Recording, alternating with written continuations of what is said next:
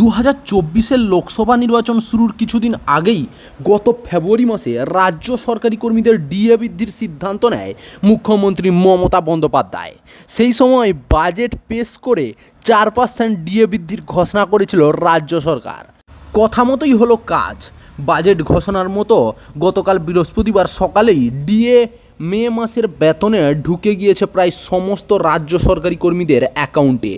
আগে গত 21 ডিসেম্বর রাজ্যের সরকারি কর্মীদের মহার্ঘ ভাতা 4% বাড়ানোর কথা ঘোষণা করেছিলেন মুখ্যমন্ত্রী।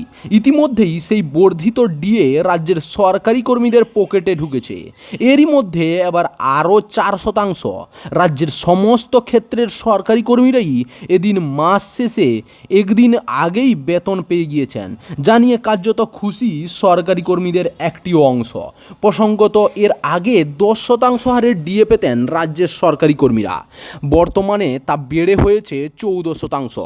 বিগত সময়ে 3 দফায় ডিএ বৃদ্ধির পর বর্তমান 14% হারে মহার্ঘ ভাতা পাচ্ছেন রাজ্যের সরকারি কর্মীরা।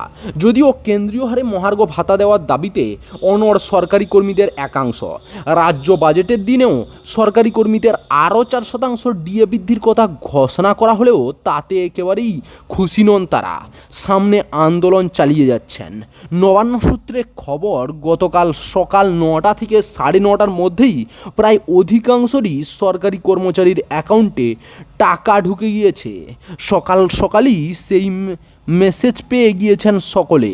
দেখতে গেলে মোটের উপর সব ধরনের চাকরিজীবীর ক্ষেত্রেই গড়ে প্রায় 800 টাকার মতো বেতন বেড়েছে।